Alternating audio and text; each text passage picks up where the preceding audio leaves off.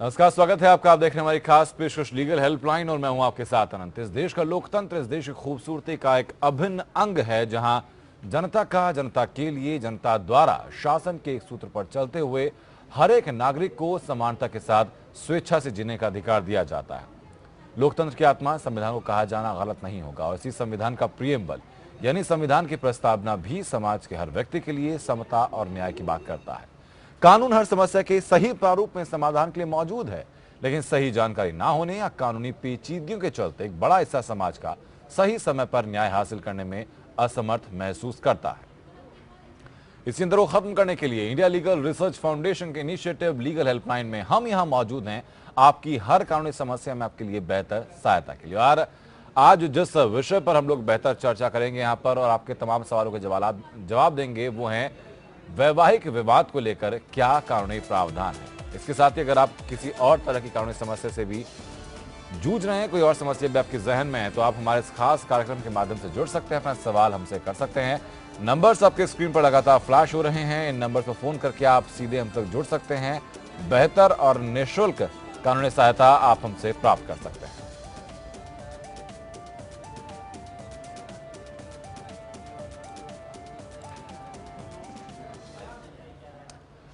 Sir, हमारे साथ supreme court अधिवक्ता शरद सिंघानिया साहब मौजूद हैं। सर, बहुत बहुत स्वागत आपका। जब हम लोग सर मैट्रिमोनियल डिस्प्यूट्स की बात करते हैं तो पहले अगर हम हिंदू मैरिज एक्ट की बात करते हैं तो उसमें क्या क्या जो अधिकार हैं वो महिलाओं के पास है? हिंदू मैरिज एक्ट में जो अधिकार है उसमें जैसे बताया गया है कि वो कब कब क्या क्या प्रोटेक्शन उनको दिया गया है और उस प्रोटेक्शन में किसी भी तरह का इन्फ्रिंजमेंट या उल्लंघन होता है तो वो कोर्ट में जा सकते हैं।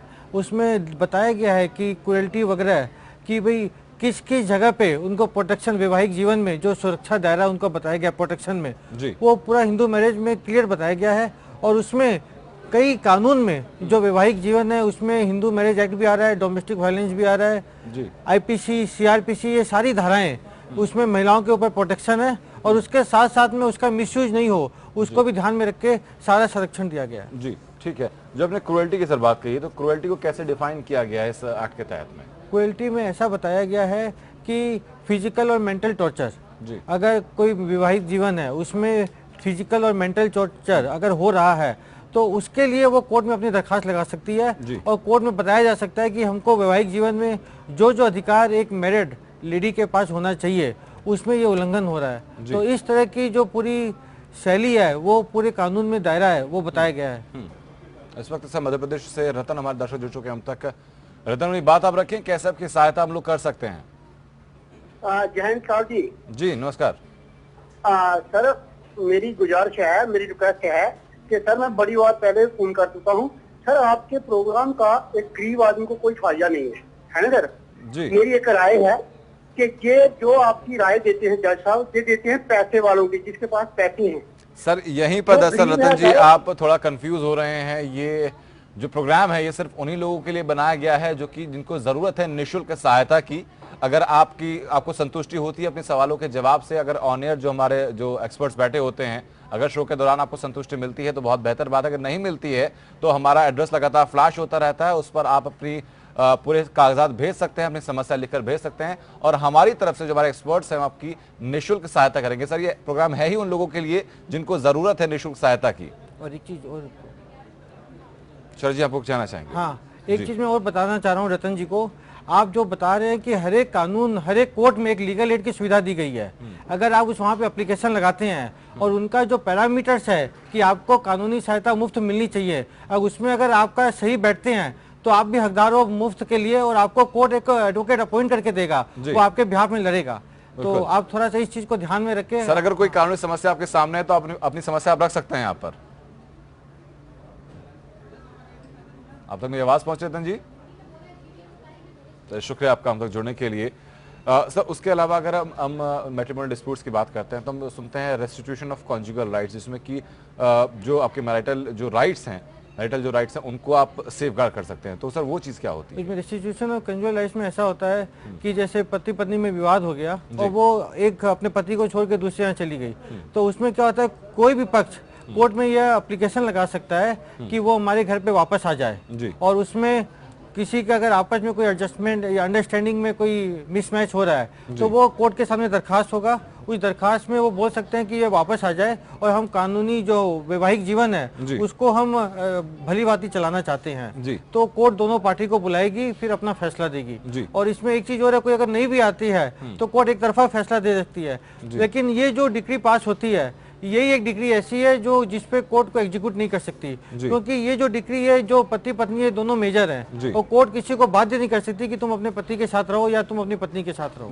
लेकिन एप्लीकेशन फेल हो सकता है। उन्होंने जो हम तक अपनी समस्या भेजी, उनका यह है कि उनकी जो पत्नी है वो बार बार उनको दूसरों के सामने अपमानित करती हैं और कहती हैं कि भाई तुम अपनी आय का स्रोत बढ़ाओ, अगर नहीं कर सकते तो उनकी जरूरतों को पूरा करने के लिए आप कहीं से लोन ले लो। तो क्या किसी और के सामने अपमानित करना, उनका कहना है कि क्या ये क्रूएल्टी के अंतर्गत नहीं आता और क्या एक आधार नहीं बन सकता कि वो डाइवोर्स के लिए अप्लाई कर सकें? ये एक प्रकार से मेंटल टॉर्चर है जो आप बता रहे हैं कि बार बार अपमान करना, समाज के सामने समाज के लोगों के बीच में अपमान करना, ये मेंटल टॉर्चर में आता है। लेकिन इसको हम सीधा कोर्ट में जाके डाइवोर्स के लिए जो अप्लाई करते हैं तो कोर्ट भी एक बार दोनों को आपस में बैठने के लिए मीडिएशन में कोई ऑफिसर अपॉइंट करेगा और वो उनके दोनों की बातचीत को सुनेगा। या ऐसे भी हो सकता है कि कोर्ट ये बोले कि कुछ दिन आप अलग रह के देखो और फिर एक बार एडजस्टमेंट करो। और उसमें ये बात भी आती है कि अगर वाइफ एडुकेटेड है तो उस वो काम पे या वो अपना कोई सोर्स उनका इनकम है कि नहीं, वो काम पे क्यों नहीं जा रही, ये सब क्वेश्चन भी कोर्ट के सामने आएंगे। ठीक है सर, जो स्पेशल मैरिज एक्ट जो होता है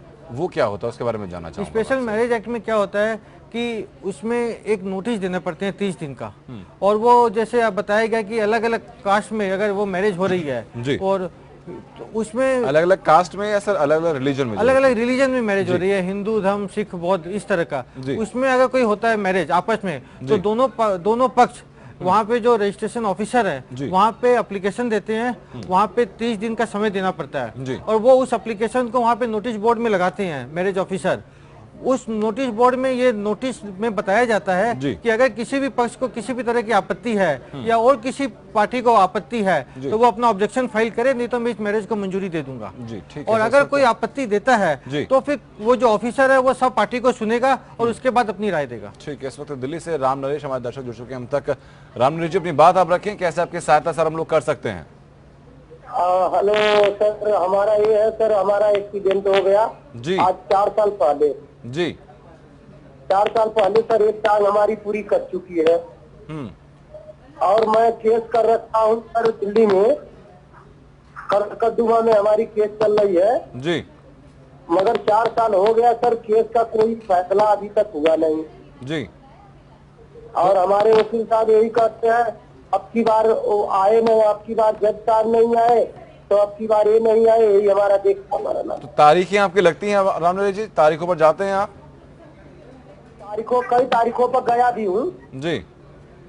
हाँ, कई तारीखों पर गया हूँ तो कभी जज साहब नहीं आए, कभी कोई समस्या हो जाती है। यही समस्या एक तो हम कभी भी लेके जाता हूँ किसी के साथ को उनका दिहाड़ी देना पड़ता है हमें। ठीक है सर, देखिए पेंडेंसी ऑफ केसेस यानी कि जो केस लोग लगातार बढ़ते जा रहे हैं उनका सोल्यूशन नहीं हो पा रहा है, ये नंबर ऑफ केसेस लगातार बढ़ते जा रहे हैं, जुडिशियल प्रॉब्लम ही बन चुकी है।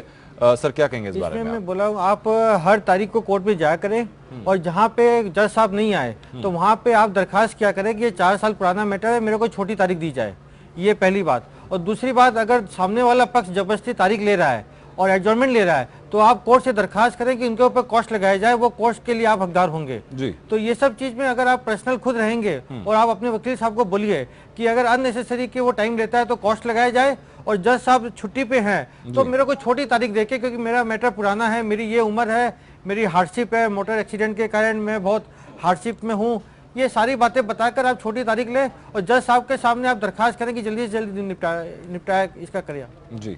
इस वक्त हमारे दर्शक दुर्गेश हम लोग जुड़ चुके हैं। दुर्गेश, अपनी बात आप रखें, कैसे आपकी सहायता हम लोग कर सकते हैं? अपनी बात सर आप रखिए, कैसे आपकी सहायता हम लोग कर सकते हैं, क्या समस्या है आपकी? अरे समस्या यह है कि सर जो मतलब किसी को अपने मन की शादी करना हो, कोई प्रॉब्लम आती है तो। सर आपकी आवाज हम तक बहुत साफ नहीं पहुंच पा रही दुर्गेश, लेकिन आपका नंबर हम तक जरूर पहुंच गया है। हमारी टीम की तरफ से आपको जल्द कॉल जाएगा और बेहतर सहायता आपकी समस्या सुनकर आपकी जरूर की जाएगी। बहुत बहुत शुक्रिया आपका हम तक कॉल करने के लिए। सर एक बात मैं और जानना चाहूंगा कि अगर दो अलग अलग धर्म, दो अलग अलग संप्रदाय के जो लड़का और लड़की होते हैं, अगर वो शादी करते हैं तो फिर उनके ऊपर कौन सा एक्ट अप्लाई होता है? अगर मसलन अगर हिंदू लड़का है और मुस्लिम लड़की है, हिंदू रीति रिवाज के अकॉर्डिंग उन लोगों ने शादी की, तो क्या उनके शादी के बाद जो लॉ अप्लाई होगा वो स्पेशल मैरिज एक्ट ही होगा या फिर हिंदू लॉ के अकॉर्डिंग? स्पेशल मैरिज एक्ट में ही अप्लाई होगा। और जो भी स्पेशल मैरिज एक्ट और हिंदू मैरिज एक्ट या उनका जो पर्सनल है उसमें बहुत ज्यादा डिफरेंस नहीं है, लेकिन जो शादी होगी, जो मैरिज होगा, वो हिंदू मैरिज में रजिस्ट्रेशन होगा। और अगर उनका डाइवोर्स भी अगर होता है या आगे और जो भी है कस्टडी ऑफ चाइल्ड वगैरह, वो सब स्पेशल एक्ट के अंडर में आएगा। तो ये सब चीजें उसमें कुछ अलग अलग कैटेगरी बनाया हुआ है जी, और उसका अलग अलग प्रोविजन है। ठीक है सर, एक बात मैं और जानना चाहूँगा, हमारे दर्शक हैं दिनेश, उन्होंने ये क्वेरी भेजी है कि अगर उनकी जो वाइफ हैं वो बिना किसी रीज़न के, बिना किसी रीजनेबल कॉज के किसी और के साथ रहना शुरू कर देती हैं, तकरीबन 2 साल हो चुके हैं उनको अलग रहते हुए इस चीज़ में, तो क्या अब ये ग्राउंड बन सकता है कि वो डाइवोर्स के लिए फाइल करें? बिल्कुल बन सकता है, आप बिल्कुल डाइवोर्स के लिए फाइल कीजिए। और कोर्ट में जो भी आप बता रहे हैं, जो ग्राउंड जो आप बताएंगे 2 साल से वहाँ अपने मर्जी से रह रही है और बिना डाइवोर्स के किसी और के साथ उनका रिलेशन तैयार हो रहा है, आप कोर्ट में दरखास्त लगाइए, कोर्ट उनको सम्मन करेगा, कोर्ट में हाजिर होना पड़ेगा और उनको अपने डिफेंस में बताना पड़ेगा कि इस तरह का क्यों उनका रहा। ये सारी बातें आपके फेवर में आएगी। ठीक है सर, इसी मैट्रिमोनियल डिस्प्यूट्स के अंतर्गत मैं जानना चाहूँगा आपसे कि बाइगैमी, पॉलीगैमी और एडल्ट्री, ये जो 3 चीज़ें होती हैं, इनमें डिफरेंस क्या है और कब कब इनके ऊपर चार्जेस लगते हैं? इसमें महिलाओं के और पुरुषों के लिए क्या क्या नियम कायदे हैं? इसमें बायोगेमी वगैरह जैसे इन्होंने बताया कि एक बिना एक रिलेशन रहते रहते दूसरा रिलेशन वो क्रिएट कर रहे हैं जी। और एडल्ट्री मतलब कि वही कि एक रिलेशन है, उसके बाद एक रिलेशन और क्रिएट हो गया दूसरे के साथ। तो इस तरह में पूरा क्रिमिनल ऑफेंस भी आता है, सिविल ऑफेंस भी आता है। और इसमें अगर कोई भी एक पक्ष अगर कोर्ट में इस तरह का कोई आपत्ति या एप्लीकेशन करते हैं जी, तो कोर्ट उनको सम्मन करेगा और आपको प्रूव करना पड़ेगा कि ऐसा रिलेशन क्रिएट हुआ है। फिर कोर्ट के सामने जो सजा का प्रावधान है वो सब इसमें आता है। ठीक है सर, महेश अब तक जुड़ चुके हैं मध्य प्रदेश से। महेश, अपनी बात आप रखें, कैसे आपकी सहायता हम लोग कर सकते हैं? महेश, अब तक आवाज पहुंच रही है हमारी? जी सर। जी महेश, अपनी बात आप रखिए। सर मेरा केस चल रहा है 125 और सेक्शन 9 में जी। तो इसमें मेरी पत्नी ने विवाह विच्छेद का लगाया है और 125 मेंटेनेंस के लिए लगाया है जी। तो हमारा सर अंतरजातीय विवाह है जी। तो सर इसमें सर वो पार्टी अभी तक सर सामने आई नहीं है सर, मेरे साथ 4 तारीख हो गई है जी। और हमारी एक बच्ची है 4 वर्ष की जी। तो सर मेरे ससुराल पक्ष क्या है, जब ले गए थे घर से तो मेरी अनुपस्थिति में ले गए और ले जाने से पूर्व उन लोगों ने मतलब थाने पे एक आवेदन दिया था जी। उसमें पत्नी ने लिखवाया है कि मैं मेरी मर्जी से जा रही हूँ, और जब नोटिस आया मेरे पास में तो लिखवाया है कि घर से धक्का देके निकाला।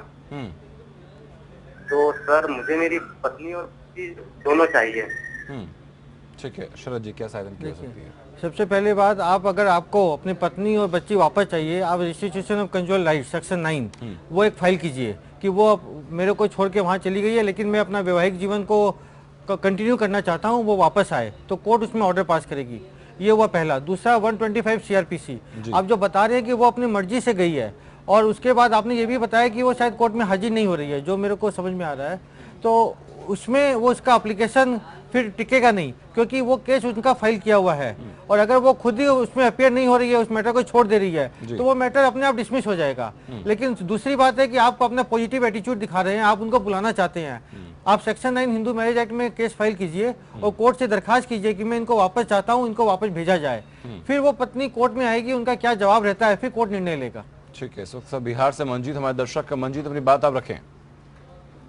हाँ हेलो जी मंजीत जी। 800 सर अपनी बात आप रखें। आप मंजीत बात रखे हैं। बात ये है कि हमरा मम्मी भी मेरे सपोर्ट में है, ठीक है, भाई और पिताजी घर से निकाल दिए हैं, शादी जैसी हुआ उसके बाद निकाल दिए हैं। हम पटना में भी रह रहे हैं, अब काम भी नहीं मिल रहा है, 2 बाल बच्चे 3 बाल बच्चा हो गया, घर पर किसी गुंजाइश कर रहे हैं लेकिन घर पर न हर चीज कर देता है, घर पर जाते हैं तो मारपीट के परिवार के मेरी मम्मी की निकाल देता है। ठीक है, तो आप हमसे क्या जानना चाहते हैं सर? मैंने कानूनी सहायता चाह रहे थे कि कुछ उसमें आप चाहते हैं कि जो घर की जो प्रॉपर्टी है उसमें आपको हिस्सा मिले, वहां का अधिकार आपको मिले? हाँ, यही अब चाहते हैं कि हमको जो हक हिस्सा होता है मिल जाए और बस हम लोग अपना साइड रूप से रहे। ठीक है शरद जी। देखिए, ऐसा है, जो आपके पिताजी की प्रॉपर्टी है, जो उनके नाम की प्रॉपर्टी है, उसमें तो उनकी जो इच्छा होगी वो उसको वो प्रॉपर्टी दे सकते हैं। वो चाहे आपको भाई को दे चाहे आपको दे। लेकिन जो आपके फोरफादर्स की प्रॉपर्टी है, जो आपके दादाजी के नाम की है, जो उनके पहले की है, उसमें ज्वाइंट प्रॉपर्टी में आप सबका हिस्सा रहता है। तो उसमें आपके हिस्से जो भी अंश होगा वो आपको मिलेगा। लेकिन आपके पिताजी की प्रॉपर्टी में आप जोर जबरदस्ती अपना हक नहीं मांग सकते। जो उनके सेल्फ एक्वायर्ड प्रॉपर्टी है उसमें उनका जो मन होगा वो उसको देंगे, चाहे विल के जरिए दे चाहे और भी किसी के जरिए दे। लेकिन जिसको कहते हैं दादा लाई प्रॉपर्टी जो होती है, जो पैतृक संपत्ति है, पैतृक जो संपत्ति है, उसमें इनका अधिकार, उसमें आपका अधिकार रहेगा और उसमें जो फैमिली ट्री में जो आपका हिस्सा आएगा उस हिस्से का आपका हकदार बनेगा। ठीक है, उम्मीद करता हूँ महेश कि आपको बेहतर सहायता मिली इस बारे में। बहुत बहुत शुक्रिया आपका हमसे जुड़ने के लिए। बहुत बहुत शुक्रिया शरद जी आपका भी हमसे जुड़ने के लिए, बेहतर सहायता हमारे दर्शकों को हर वक्त में पहुंचाने के लिए। इंडिया लीगल सर्च फाउंडेशन की इनिशिएटिव लीगल हेल्प में फिलहाल सिर्फ इतना ही। कल फिर हाजिर होंगे एक नए मुद्दे के साथ, एक नए टॉपिक के साथ, और आपको बेहतर निःशुल्क सहायता हम लोग जरूर पहुंचाएंगे। नमस्कार।